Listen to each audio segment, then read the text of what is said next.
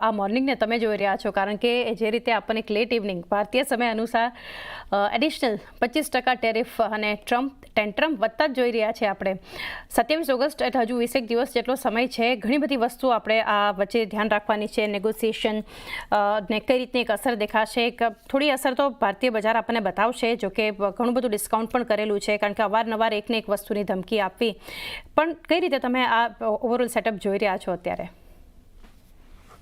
Good morning Chandni. I think માર્કેટમાં મને 1991થી છું, એટલે આવી વસ્તુઓ ઘણી વખત જોઈ ચૂક્યો છું. અને એવરી ટાઈમ આપણે જોયું છે કે માર્કેટમાં કોઈ તકલીફ આવે અને માર્કેટ એમાંથી ઉભરીને આવે છે, તો કોઈ ચિંતાનો વિષય છે? આન્સર ક્લિયરલી નો.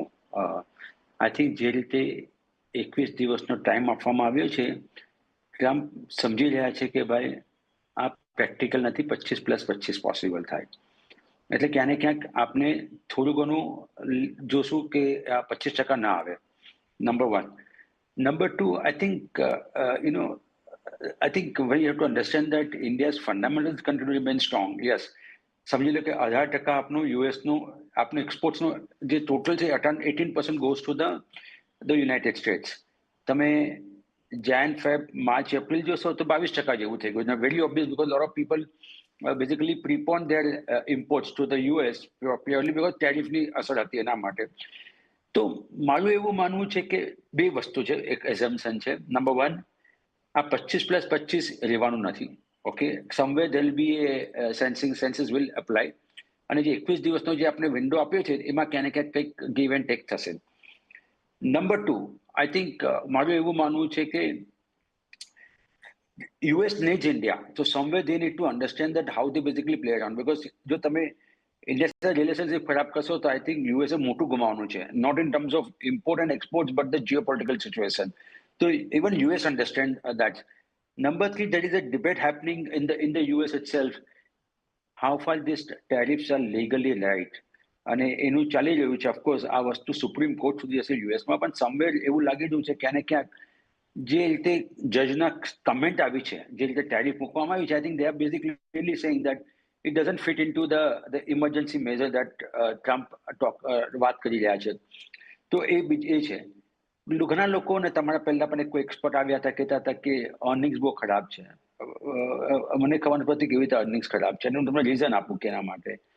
તમે જોશો તો જ્યારે અર્નિંગ સિઝન ચાલુ થઈ ત્યારે એવું લાગતું હતું કે કોઈ આપણે અપેક્ષા કોઈ હતી નહીં કે કોઈ ગ્રોથ દેખાશે. નિફ્ટી 50નું ફર્સ્ટ ક્વાર્ટર ગ્રોથ નેગેટિવ હતો, એક્સપેક્ટેશન. અત્યારે પોઝિટિવ છે, 6.5% જેવું ગેઇન છે.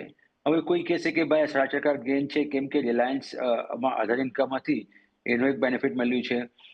પણ આપણે જો રિલાયન્સને સ્ટ્રીપ ઓફ કરી નાખે, આપણે BFSIને સ્ટ્રીપ ઓફ કરી નાખે, તો પણ 5.5% જેવો ગ્રોથ છે. હવે એક વસ્તુ જોયું કે 5.5% ગ્રોથ ક્યાં આવ્યો, તમારે કેવી રીતે આવ્યો?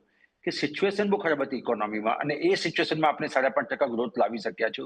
That's commendable. Number one. Number two, તમે કોમેન્ટ્રી સાંભળશો તો each and every corporate saying that second half would be better than the first half. Market always look forward. આપણે ડ્રાઇવિંગ કરતા હોય તો રિયરવ્યુ મિરરમાં નહીં જોતા, પણ આગળ વિન્ડશીલ્ડ જોઈને જતા. I think the market looking forward to the future growth. અને મારે એવું માનવું છે કે India will have a, despite 5.5% growth in the first quarter, we will see double-digit growth happening in the market. So that's another makes me bullish that market should do well. Number three, મારે એવું માનવું છે કે FPI, which has been 1 lakh crore જેવું last 1 yearમાં વેચ્યું છે, ક્યાં ને ક્યાંક એ ટર્નઅરાઉન્ડ થતા જોશું. સો બે વસ્તુ થશે ચાંદની. એક તો ડોમેસ્ટિક ઇનફ્લો તો કન્ટિન્યુ રિમેન સ્ટ્રોંગ, અને FII નો આવશે તો એવું ના થાય કે 1+1 2 થાય, 1 and 1 11 થશે, અને એનો એક મેજર બેનિફિટ મળશે. અને મારો અનુભવ એમ કહે છે કે જ્યારે માર્કેટમાં થોડો ગભરાટ હોય ને, that is the best time to invest, because તમને ઓછા ભાવમાં સારી વસ્તુઓ મળશે. સો મારી તો રિક્વેસ્ટ એ જ છે કે તમે આ માર્કેટમાં નીચે ભાવે ખરીદી કરો, માર્કેટમાંથી બહાર ન જાઓ. આ ગભરાટ ના જાઓ કે 25% આવી ગઈ એટલે આ કંઈ આપ નથી તૂટી પડ્યું ઇન્ડિયા માટે. અને એમાં પણ તમે એક ડોમેસ્ટિક ફોકસ થીમ રાખો, અને ડોમેસ્ટિક ફોકસ થીમ રાખશો તો તમારા પૈસા બનાવવા સારા જશે.